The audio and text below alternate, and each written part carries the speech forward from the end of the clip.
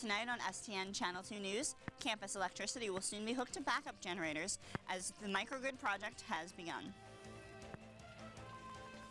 Also, you may have noticed new crosswalk signs popping up around campus. We sat down with public safety to see what they had to say about this initiative. Plus, the Angel Tree is back in Sweesman Lounge. Pick an angel off the tree and make a child's wish come true. All that and more right now on STN Channel 2 News.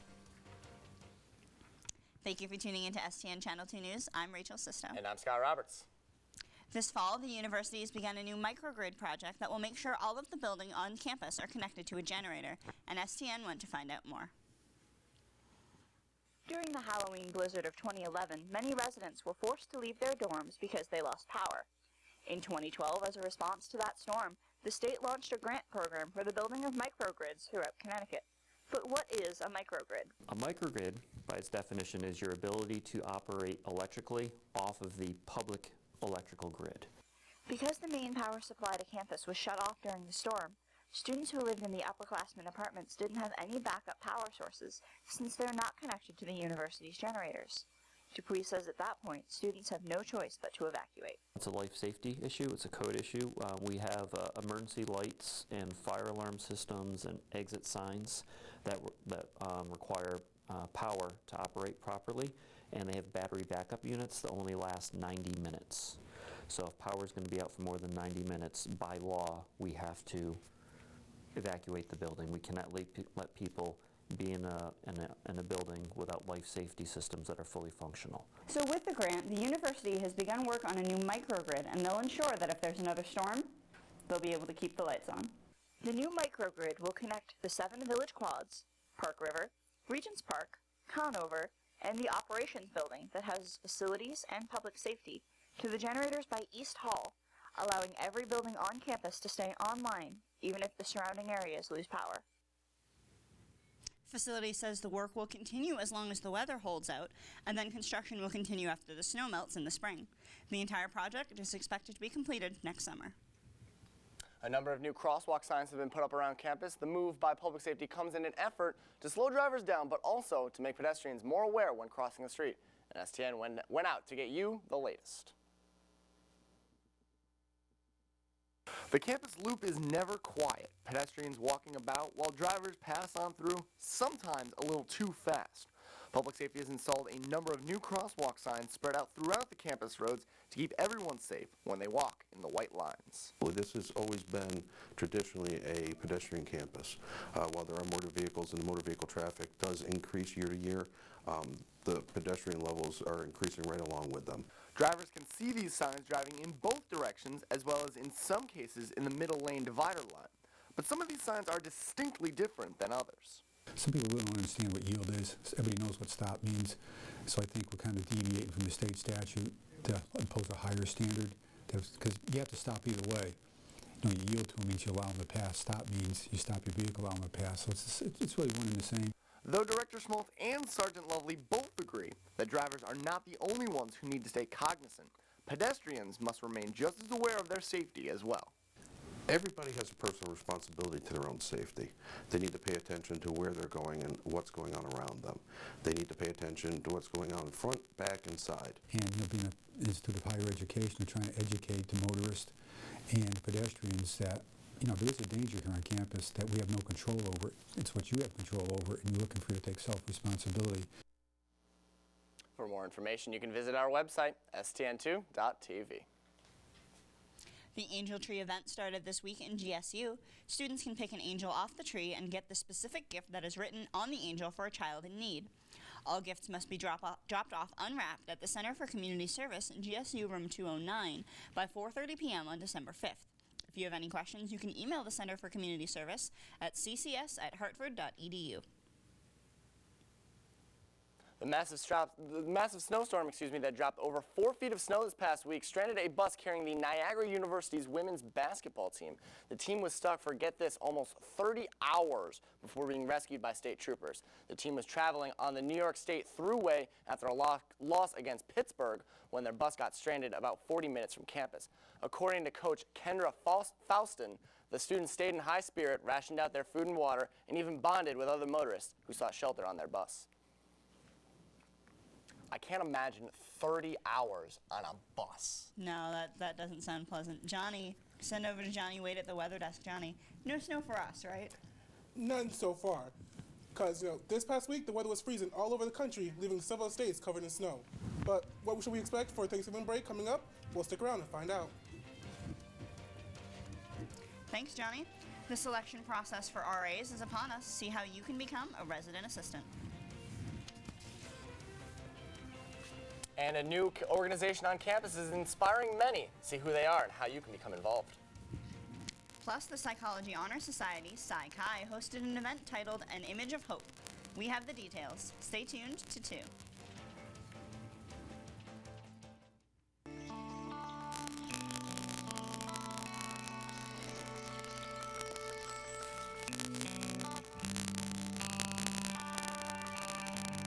This is the moment I knew. His future had no boundaries. There are some moments only the forest can inspire. Find yours at discovertheforest.org.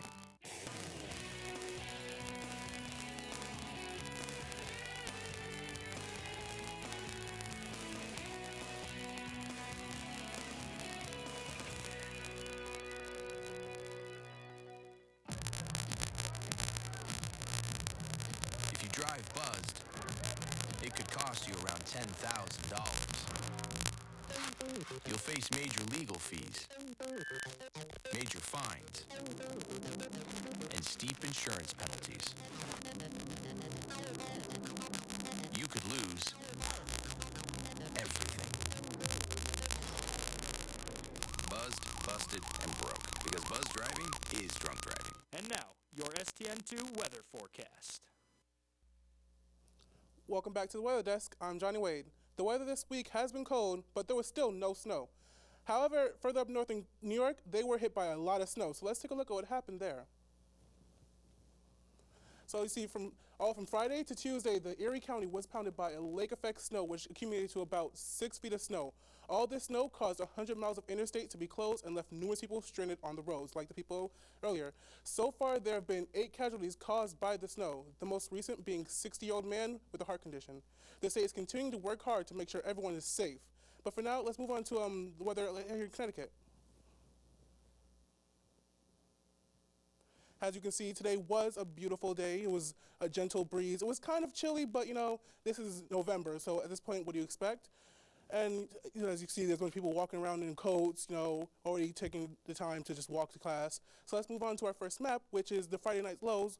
And as I said, it's going to be really chilly. As you can see right here, it's actually like around 20-ish, 22 degrees. So if you want to go outside, make sure you wear a big, heavy coat. And let's move on to Saturday highs, which show the high about around 38 to 40. So, once again, if you're wearing a coat, please just do. And let's move on now to our our Thanksgiving break, which you see. Wednesday is going to be mostly sunny with the highs about 48. Thursday is going to be partly sunny, 46 degrees. Friday is cloudy, and then Saturday is going to be ice in the morning, but it's going to be a 48, so warmer than Friday. So let's move on to our 7-day maps right now. And as we see here, we actually see, like I said, Friday is going to be cold. Saturday and Sunday, you see it's going to keep getting warmer and warmer. But as we move on to Monday, there's going to be some rain, but as you see on after that, it's just a nice, warm Thanksgiving break. And as you expect, Thursday's going to be cold, but you're going to be home anyway, so just bundle up and be safe. And that's, so if you have any plans to go anywhere, go on to Saturday. All right, well, thank you, Johnny.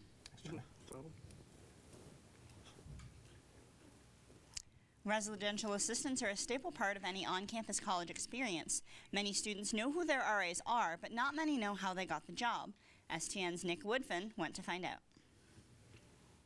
With so many duties and responsibilities, it makes some wonder, why be an RA? One is, it is a premier leadership experience on campus. It is really a resume builder. It's one of those things that when you go into an interview, you can tell a story, especially if the person is an RA. It kind of creates that mutual bond amongst the interviewer and the interviewee. On this campus solely, you get free room and free board. In order to get these benefits, students must meet all requirements set by the Office of Residential Life. In order to be considered, you have to have over a 2.5 GPA average. You also have to be, you can't have a long list of conduct violations. If you get caught for a noise policy violation, or even for having an alcohol policy violation as a first-year student, we don't count you out. After background checks, students applying are interviewed in groups by multiple RDs. Because it allows you, if you bomb that first one, those other 5 could be great, and then those other 5 can easily advocate for you when we're selecting. Nick Woodfin, STN Channel 2 News. Application deadline to become an RA is January 22nd. For more information on how to become a residential assistant, you can go to hartford.edu or stn2.tv. There's a new club on campus, and it's looking to bridge the gap between able-bodied UHA students and those with a disability. STN2's Samantha Pulley got more information about Unified Theater. What do songs, stage, and shattering barriers all have in common? They are all important aspects of the nationally renowned club, Unified Theater. Unified Theater is an organization that you work with special ed kids on the same level, so there's no buddies or partners. Everyone works together to create a theater production, and they put the spotlight on ability, so you're morally focusing on like the abilities that they can bring to create a one-of-a-kind show. Unified Theater started here in Connecticut by cousins Kelsey and Michaela. The two were inseparable growing up, but Michaela began noticing a difference between her and her disabled cousin in high school. Michaela created Unified Theater as a way to end the stigma and build confidence through various show themes. Our theme this year will be superheroes, like everyday superheroes. So from that, then you create like a plot, a conflict, a setting, and the characters.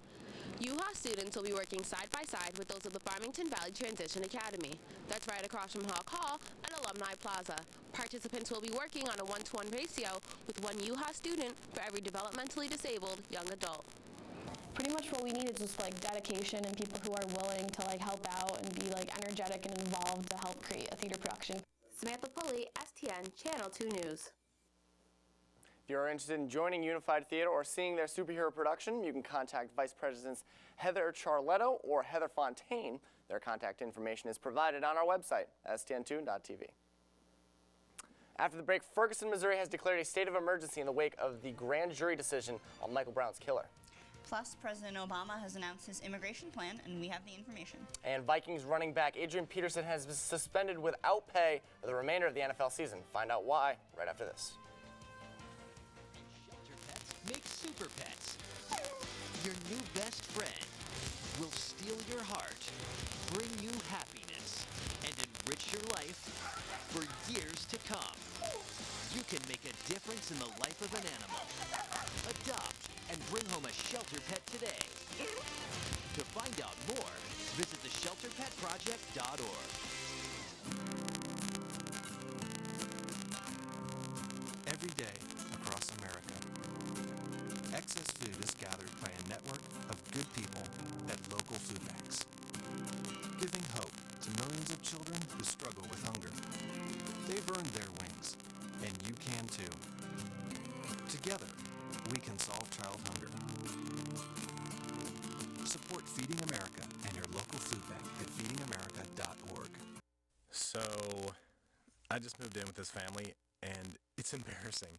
The little one, he likes to go outside and crawl around in the giant litter box.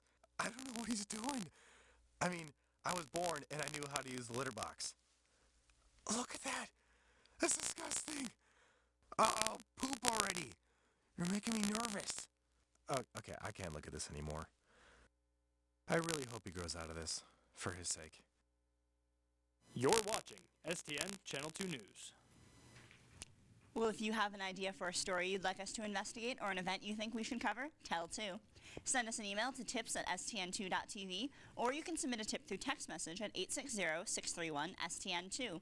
Also get all of your campus news updates by following us on Twitter at twitter.com/STN2. The Psychology Honor Society Psych High held an event on November 18th to discuss the impacts that body image and self-perception have on the world. STN's Nicole DeMars went to find out more. An image of hope, This is what the Psi Chi Honor Society was trying to promote at an event recently held on campus. Speakers talked about how both our culture and the media influence our ideas about body image and self-perception. It's impacting everyone, so I just wanted to bring attention to it so college students can see what it's like and how they can change. Guest speaker Dr. Nick Pinkerton discussed how our culture makes it unacceptable to compliment ourselves on our appearance because it would be too egocentric. Yet when it comes to putting ourselves down, appearance is almost always a key factor. How many times do you hear people say, I hate this about myself, oh yeah, I'm gaining weight, oh yeah, I hate my hips, oh I hate my, you name it. I mean, we go to town on that, and that's just like accepted conversation. Keynote speaker Robin Rice spoke about one crucial step that could help to fix self-perception in society. Don't buy the magazines, or as some people do, turn the magazines around when you're in the store and you see one. Just turn it around, right? It's a little small act of defiance saying, no, I'm not doing this anymore. According to Rice, it is the younger generations who have the power to change how the world views body image and how our culture impacts self-perception. Nicole DeMars, STN Channel 2 News. Warner says she will continue to follow up on Robin Rice and her campaign, as well as try and promote it here on campus. President Obama announced this past week that millions of undocumented immigrants will not be deported. Obama stated in a speech on November 20th that separating these families is, quote, not who we are as Americans. He also noted that these illegal immigrants will neither be granted citizenship nor the right to stay in the country permanently, but they may stay temporarily while a legislative solution is worked on. Missouri Governor Jay Nixon has declared a state of emergency prior to a grand jury's ruling in the shooting death of Ferguson teenager Michael Brown.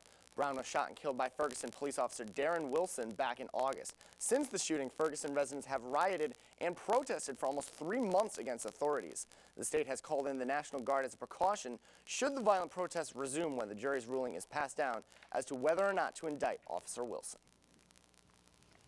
A synagogue in Jerusalem was attacked by 2 Palestinians at 7 o'clock Tuesday morning. 7 people in total were killed, including 3 American rabbis. The 3 have been identified as Moshe Tversky, Ari Kupinski, and Kalman Levine. A British citizen and a police officer were also killed, and several others were wounded. The 2 attackers were shot and killed by police and identified as cousins Ghassan and Uday Abu Jamal. Minnesota Vikings running back Adrian Peterson will be suspended without pay for the rest of the 2014 NFL season for abusively disciplining his 4-year-old son last May. Peterson sought to appeal this decision according to the NFLPA. Peterson failed to appear to his case review on Friday, November 7th, and has been appointed to Dr. April Kutchuk of NYU's Department of Psychiatry for counseling services and to learn to use appropriate, docile forms of punishment on his child in the future. On that note, we bring in sports reporter Alex Young. Alex, tough decision. Do you think this was the right call by the NFL? I think it was the right call by the NFL, and like you said, a very tough decision.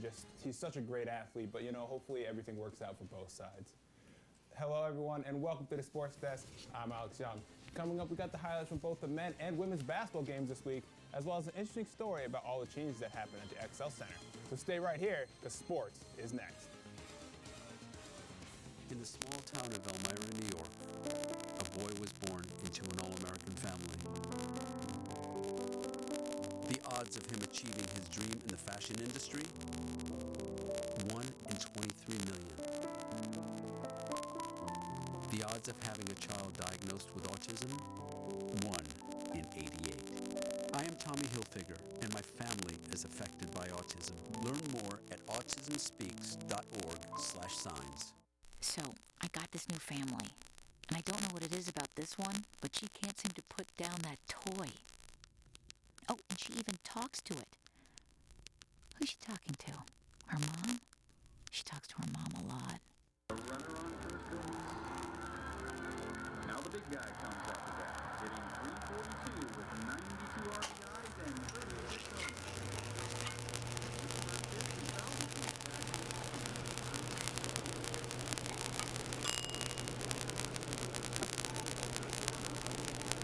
Chill raw and prepared foods promptly. 1 in 6 Americans will get sick from food poisoning this year. Keep your family safer. Check your steps at foodsafety.gov. And now, your Channel 2 Sports. Welcome back. Now, the men's basketball team has started off the new season well, posting a 1-1 record, including a close victory at home against St. Peter's. Now the Hawks face Dartmouth on Wednesday. Could they pull off the W? Let's take a look at the highlights. Now, you see, the men might have decided that they might want to play in the dark here, you know, just try to throw Dartmouth off their game that was getting pumped up. Actually, never mind. They thought it'd be a little bit dangerous to play in the dark. But right off the bat, as you see, Yolonzo Moore here with the three. Bang! Great way to start off for his team. Now, Dartmouth had a slow start on offense here, but number 44 there, Cole Harrison, hits a nice jumper off the feet from point guard. But Marco Kama here, nice jumper, take the lead for the Hawks. But later on, Nate Sigma, again for three. Bang! That capped off a 6-0 run for the Hawks. But right after the timeout, Alex Matola hits a three to end the hot streak for the Hawks. Let's move on to the second half. This game got close. As you see, Westcott slicing and dicing defense, finishes it, put his team up three, 45-42. But Dartmouth wasn't out yet. As you see, tough basket here by Tommy Carpenter to put them with one.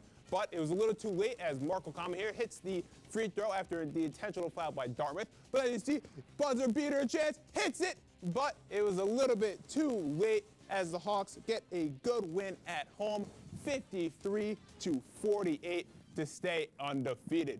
Now, Yolonzo Moore took home player of the game honors with a 13-point and 5-rebound performance. Marco Kama had a tough time finding the basket, finishing with 9 points and 2 assists. For Dartmouth, Alex Matola had a great game, scoring 16 points on 6 of 13 shooting, as well as banging 3 shots from downtown. Alex Madunas also had a good offensive game with 12 points and bringing in 4 boards. The next game for the men is on the road against Niagara on Saturday. Now on to women's hoops as they started their 2014 campaign on a win streak, winning their first 2 games so far. Now the Lady Hawks face Providence on Thursday. Could they keep the win streak alive? Let's take a look. As you see, the women are getting fired up with the help of Howie the Hawk with a tough battle against the Friars up ahead. But as you see, early on, Deanna Meza, great pass to Amber Bepko for the nice, easy layup. And as again, off the inbounds, Meza to Bepko for 3. Bang! She was on fire. Hartford up early, 5-0. But as you see, Providence finally gets a shot here. Tori Rule with the nice moves and the jumper. And as you see, Deanna Meza gets to Bepko. Are you kidding me? Bang! She's on fire. She's unstoppable. Hartford up 18-10. But as you see, late in the first half here, Providence trying to get back in the game. Tori Rule delivers a beautiful pass over to Brianna Friars for the easy jump shot. But now here in the second half, on the fast break, Deanna Meza, beautiful hesitation and basket up here. Hartford up 10. Now, late in the game, Providence trying to get back in the game. Beautiful moves there by Alexis Harris, who hits it, who puts her team within 3. But I see after a miss here by Aaron Bepko, Providence trying to get back in the game, trying to heave a lucky shot, but they have a turnover here, and that will prove crucial as the Hawks are able to win the close game 57-54 and to stay undefeated. Now, Amber Bepko was the star of the game, shooting 23 points on 8-11 shooting and only missing 2 threes the entire game, which she finished with 5. She also was a presence on defense with 4 steals as well. Deanna Meza also played well, but had a tough time scoring, finishing with 7 points, but had a career-high 9 assists. For the Friars, Tori Rule played well, leading her team in scoring with 19 points, but finished second on her team in turnovers with 5. Alex Harris dominated the game with 16 points and 12 boards, which is a double-double, folks. Next up for the women is a game against Lafayette on Sunday. And more good news for the Lady Hawks as they will be gaining 3 new members next season. Lindsay Abbott of Oakton, Virginia is a 5'6" guard who averaged 10 points, 5 assists, and 4 rebounds as a junior. Kelly Douglas is a 5'10" wing from New Jersey. And finally, Jayla Knowles, who's entering her senior year of high school after winning back-to-back school championships. From the court to the pitch, as the men's soccer team wrapped up their 2014 year in the AA Championship on the road against UMBC. The last time these two faced was last year, where the Hawks lost 4-0 against the Retrievers in the big game. Let's take a look at the scoreboard.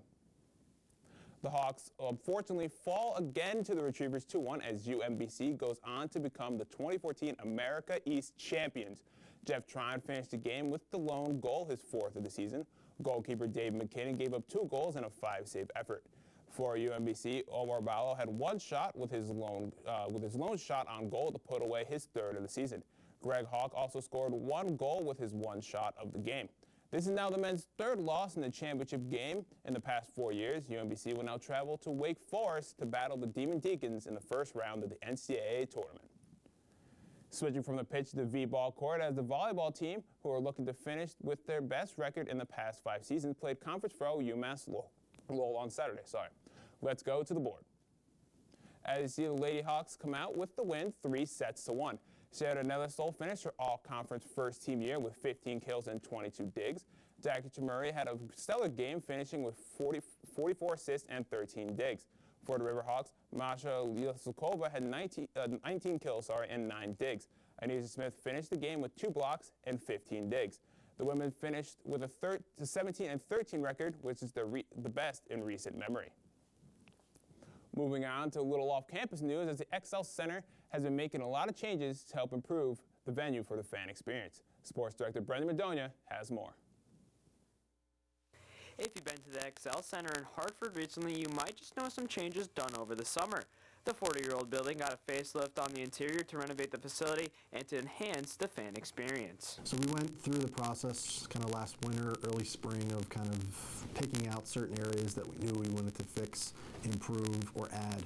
And then construction started in July 1st. And we kind of are still ongoing with some minor tweaks. We're about 90% complete. The highlight or the focus really was to kind of extend the lifespan of the building. Some improvements to the arena that fans might notice is new scenery as they walk in, new concession stands with more food options, a new scoreboard, and a brand new hangout spot to watch events. The highlight on the concession stand and the concourse was really the new fan club that we added in. So the fan club or lounge that we're kind of trying to call it now is at the east end of the building, the west end of the building. We removed about 600 seats. And added in an everyman's bar. It was a concept that the governor really wanted to see incorporated in.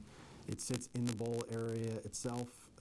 It's almost like a deck or a platform or a pavilion that people can stand, and there's 2 bars there. The bars light up. There's draft beer there. There's soda. There's water. This new fan lounge and all the improvements done to the XL Center has gotten a lot of positive feedback from the fans. So I think, people are adapting to that very well. They're appreciative of the change in look and feel, and we've gotten a lot of compliments. So far, so good. Now, Lawrence mentioned that there's no more major improvements left in the XL Center renovations except for the improvement of the Wi-Fi. Here at the XL Center, Brendan Madonia, STN, Channel 2 Sports. Thanks, Brendan. Speaking of the XL Center, that is home to the Hartford Wolfpack, so you know what that means. It is now time to dive into the AHL as we start the Pack Attack. The Wolfpack are sitting at a couple record at 8-6-2, which puts them at the 8th and final spot in the Eastern Conference. They were atop of the conference last week, but fell due to the recent losses. However, there is a lot of time left in the season, so there's no need to panic. Last game for them, they ended up losing in a close game to 4th seed Syracuse Crush 5-4. The next game for the Pack is Friday at 7:05, where they'll be taking a road trip to Rhode Island to face the Providence Bruins. Now on to the upcoming games for the week. As we see, there's no games this week, as the women's basketball team is actually going to go to Cancun. So just sit back and enjoy your Thanksgiving break.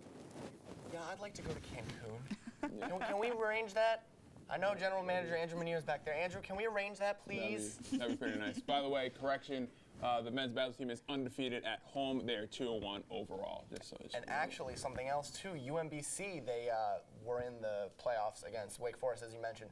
Defeated Wake Forest last night. They defeated the Demon Deacons 3-2 in PKs, going on to the second round to play Maryland. Great job for them, America East representing in the NCAA tournament. Yeah, so got to give them some love. They definitely played a great game. Played a great game, and it was just very good to have America East out there. And good luck to UMBC. They have a tough matchup against Maryland, but it should be very interesting. So Johnny, it's Thanksgiving weather. Looking good? Yeah, if you're staying inside, yeah, it's good. If you want to go outside, different story there. Might want to wear a jacket for that one. I don't think anyone's going out to kill a turkey. I think we're going to have them all nice and warm inside. And I'm assuming by Thursday everybody's kind of got themselves together and sit back, a little turkey, watch some football, all that fun stuff. Yeah. You guys got any plans for Thanksgiving? No, not right now. I think what you said, just sit back with my family, watching football. It's always good to have those Thanksgiving games. Oh, you gotta do it. So this is gonna be our last show before we see you after the break. So enjoy your holiday. I'm Scott Roberts. I'm Rachel Sisto. We'll see you back here in December.